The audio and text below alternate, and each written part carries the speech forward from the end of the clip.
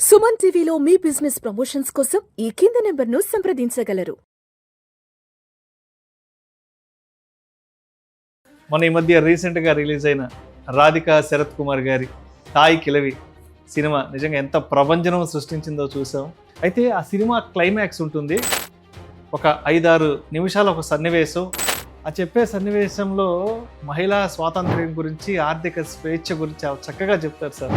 ఈ క్లైమాక్స్ సన్నివేశం నుంచి మరి పవన్ తాయమ్మ తాయి కిలవి చెప్పిన డబ్బు పాఠాలను మనం ఏ విధంగా గుర్తు చేసుకోవాలి, ఏ విధంగా నేర్చుకోవాలి అంటారు? ఇప్పుడు ఈ రిచ్నెస్ అనేది మనం రిచ్గా అవ్వాలి, కానీ రిచ్నెస్ కోసం చూపించకూడదు, ఇమిటేషన్ చేయకూడదు ఇంకో కాలంని. అంటే వాళ్ళకి డబ్బు అవసరం లేదు, వాళ్ళు చాలా హై రిచ్ లైఫ్ లీడ్ చేస్తున్నారు కాబట్టి నేను అలా ఉంటాను, డబ్బు అవసరం లేదని వాళ్ళని చూసి మనం చూస్తే పులిని చూసిన అక్క వాతలు పెట్టుకున్నట్టు ఉంటుంది. దాన్ని ఎంత సింపుల్గా చెప్పేసింది. మనము సంతోషంగా ఉండాలంటే డబ్బులు విచ్చలవిడిగా ఖర్చు పెట్టిన అవసరం లేదు. నచ్చిన ఫుడ్ తినాలి, నచ్చిన సినిమాలు చూడాలి, నచ్చిన బట్టలు వేసుకోవాలి, నచ్చిన ప్రదేశానికి వెళ్ళాలి, నచ్చిన మనుషులతో ఉండాలి. That's all, that gives you happiness. అందుకే నేను చాలాసార్లు చెప్తూ ఉంటాను. ఆవిడ బెడ్ మీద పడ్డప్పటి నుంచి చాలా మంది ప్యానిక్గా ఉంటారు, హర్రీ బర్రీగా ఉంటారు, ఆవిడకి టెన్షన్ పడుతుంటుంది. బట్ సురులి అనే క్యారెక్టర్, కూతురు క్యారెక్టర్ మాత్రం చాలా ప్రశాంతంగా ఉంటుంది. మిగతా క్యారెక్టర్ల మొత్తం ఆవిడ దగ్గరున్న డబ్బు కోసం తాపత్రయపడుతూ ఉంటారు. సురులి క్యారెక్టర్ మాత్రం చాలా ప్రశాంతంగా ఉంటుంది. అంటే డైరెక్టర్ ఇక్కడ ముందే చూపించేశాడు. ఇది మనకు నిజంగా ప్రతి ఒక్కళ్ళకు వాళ్ళ లైఫ్లో నేర్చుకోవాల్సిన పెద్ద పాఠాలు. మనం పని చేయాలంటే అందరికీ వైట్ కలర్ జాబే అక్కర్లేదు, పెద్ద పెద్ద స్కిల్ జాబ్స్ అక్కర్లేదు. చాలామంది చెప్తూ ఉంటారు, ఇప్పుడు అరే నువ్వేంటో జాబ్ చేయట్లేదు అంటే నాకు సరైన జాబ్ దొరకలేదు అని. మనకు సరైన జాబ్ దొరకకపోతే దొరికిన జాబ్ చేయాలి, మనం బిజీగా ఉండాలి, సంపాదిస్తూ ఉండాలి. ఆటోమేటిక్గా మనకు ఒక ఆర్థిక స్వేచ్ఛ వస్తే మన నేపథ్యం, మన దృక్పథం, మన ఆలోచన విధానం అన్నీ మారిపోతాయి. ఇంకోటి ఇంపార్టెంట్ ఏంటి, అంబులెన్స్ సీన్.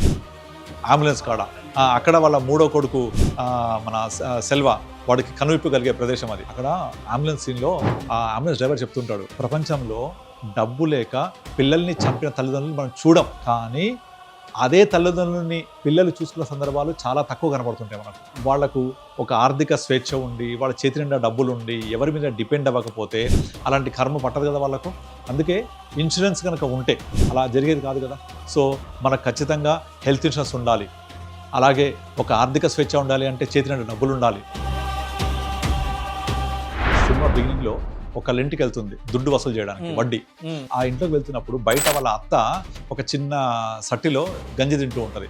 ఏమే కూడలు పెట్టలేదా అంటే, నీలాగా దొరుకుతుందా నాకు, ఏదో తింటున్నా అంటది. అంటే it's a clear cut message. మీరు కనుక మీ యొక్క ఆర్థిక స్వేచ్ఛ కోల్పోకపోతే నచ్చినట్టుగా బతకొచ్చు, మీ ఆర్థిక స్వేచ్ఛ కోల్పోతే అలా పెట్టినట్టు తినాల్సి వస్తుంది. ఎస్పెషల్లీ మన ఇంట్లో ఉండే ఆడవాళ్ళు తప్పనిసరిగా ఈ సినిమాను చూసి నేర్చుకోవాల్సిన విషయాలే ఉన్నాయి. అండ్ ఇంట్లో మగవాళ్ళు కూడా ఒక స్త్రీకి ఒక ఆర్థిక స్వేచ్ఛ, ఆర్థిక స్వావలంబన రావాలి అంటే మగవాళ్ళ సపోర్ట్ కూడా ఎంతవరకు ఉండాలంటారు? సంపాదించిన సంపాదన ఖర్చులు పోను, రిమైనింగ్ సేవ్ చేసి ఎక్కడో ఫిక్స్ చేసి పెట్టేసుకుంటే, అది మ్యూచువల్ ఫండ్స్ అవ్వచ్చు, గోల్డ్ అవ్వచ్చు, ఇంకేదవ్వచ్చు, పెట్టుకుంటే డబ్బులు ఉండవుగా, అప్పులు ఇవ్వవు, ఈ బాధే ఉండదు. కనుక life is very important. Life means living. Living is important. ఎలా జీవిస్తున్నావు, ఎంత స్వేచ్ఛగా జీవిస్తున్నావు, అదే ఇంపార్టెంట్. బానిస బతుకులు అక్కర్లేదు. స్వేచ్ఛ, స్వతంత్రం, అలా బతకాలి.